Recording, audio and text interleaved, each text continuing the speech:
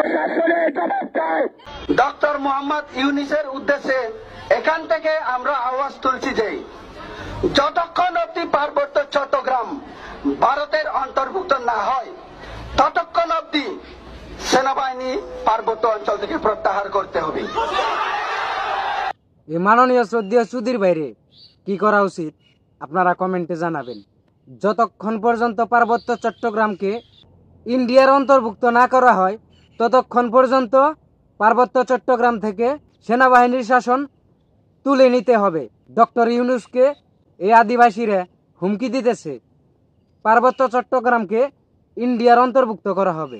চিন্তা করুন, আপনারা কমেন্টে জানাবেন। দলমত নির্বিশেষে আগে ফুল ভিডিওটা দেখুন। 3 নম্বর, যতক্ষণ অব্দি পার্বত্য চট্টগ্রাম ভারতের অবিচ্ছেদ্য অংশ কিংবা ভারতের অন্তর্ভুক্ত হচ্ছে না ততক্ষণ অব্দি সেখানে সেনা শাসন এবং গণহত্যা বন্ধ করতে হবে। এখন আমার কথা হচ্ছে, এই যে গুজব ছড়াচ্ছে গণহত্যা কোথায় চলছে একটা প্রমাণ দিতে পারবেন? একটা প্রমাণ দেন। বিটলামি করেন, বাংলাদেশকে নিয়ে বিটলামি করেন। কাদের ইশারায় লড়তেছেন আপনারা? আপনাদের লারা দেয় থেকে? কারা দেয়? দলমত নির্বিশেষে যে যে দলই করেন, বাংলাদেশকে নিয়ে যারা কূটনীতি, যারা দুর্নীতি করবে বাইরের দেশের সাথে, বাঙালি জাতি এখনো মরে নাই, মাথায় রাখবেন। না হলে এই আন্দোলন আমাদের জারি থাকবে। আর সেখানে যারা আমাদের ভাই বোন, আমাদের জাতি ভাই, বাংলাদেশ পার্বত্য চট্টগ্রাম, খাগড়াছড়ি, দিঘিনালা, পানছড়ি পার্বত্য এলাকাতে যত সংখ্যক আমাদের ভাই বন্ধু রয়েছে, আমি ওদের উদ্দেশ্যে আওয়াজ তুলছি এখানে। আমাদের আজকের এই পেচারতল থেকে আগামী দিন আপনারা যদি খণ্ডিত না হয়ে একত্র হয়ে যদি আপনারা কাজ করেন তাহলে আমরা আপনাদের পিছনে আসি। বাংলাদেশের সব ধরনের প্রশাসন পার্বত্য চট্টগ্রামে পাঠানো হোক।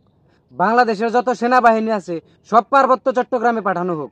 যারা দেশের বিরুদ্ধে কথা বলবে, যারা দেশের আভ্যন্তরিক বিষয় নিয়ে আঙ্গুল তুলবে, তাদেরকে যে কোনোভাবে শায়েস্তা করা হোক। আমরা বাঙালি জাতি প্রশাসনের সাথে আছি। আর যাই কিছু হোক, যারা দেশের সাথে গাদ্দারি করবে, দেশের সার্বভৌমত্বের দিকে আঙ্গুল তুলবে, সে রেহাই পাবে না, সে যেই হোক। এরা আসলে কার ইশারায় নড়তেছে, এরা কাদের ইশারায় নড়ে বুঝতে হবে। বাংলাদেশের পার্বত্য চট্টগ্রামকে ইন্ডিয়ার অন্তর্ভুক্ত করা হোক, সেটা আবার বাংলাদেশে বসবাস করে বলতেছে। চিন্তা করুন কতটা হিপোক্রেট, কতটা ইউজলেস, কতটা দেশদ্রোহী হলে এই ধরনের কথা বলতে পারে। সবাই ধরেন আমরা বাঙালি, আমরা নিজেদেরকে দাবি করলাম আমরা বাংলাদেশে সবাই বাঙালি। প্রথমে আপনাকে একটু থেরাপি দিয়ে নেই, কারণ হচ্ছে বাংলাদেশের সংবিধানে বাংলাদেশের যত জনগণ আছে সবাই বাংলাদেশি এবং বাঙালি, এটা হচ্ছে 1 নম্বর কথা। বাংলাদেশের প্রত্যেকটা নাগরিক বাঙালি, এতে কোনো সন্দেহ নাই। কিন্তু আমরা তো সাপ খাই, ব্যাং খাই, নাপি খাই, শুকর খাই, গুই সাপ খাই, কুচ্চা মাছ খাই, এগুলো আপনারা খাইতে পারবেন? বাংলাদেশে যে এখন পর্যন্ত মূর্খের সংখ্যা ব্যাপকভাবে রয়েছে তার জ্বলন্ত প্রমাণ এই শ্রদ্ধেয় সুধীর বোন।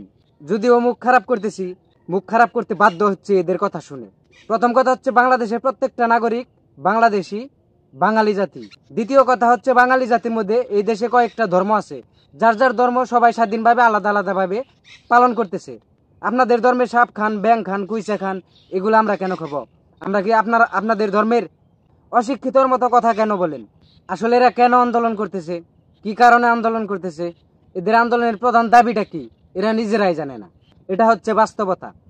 আন্দোলনের কারণ বলতে হবে, মিনিং জানতে হবে। এরা তো আসলে এদের অধিকার আদায়ের জন্য আন্দোলনের নামে নাই, এদেরকে লাড়া দিতেছে বাইরে থেকে। বাংলাদেশে দাঁড়িয়ে ইন্ডিয়ান পতাকা ওড়ায়, বাংলাদেশে দাঁড়িয়ে বাংলাদেশে বসবাস করে বাংলাদেশের জায়গা ইন্ডিয়ার অন্তর্ভুক্ত করতে হবে। চিন্তা করুন এরা কিসের জন্য আন্দোলনে নামছে, বুঝতে হবে। কমেন্টে জানিয়ে ভিডিওটা শেয়ার করে দিবেন।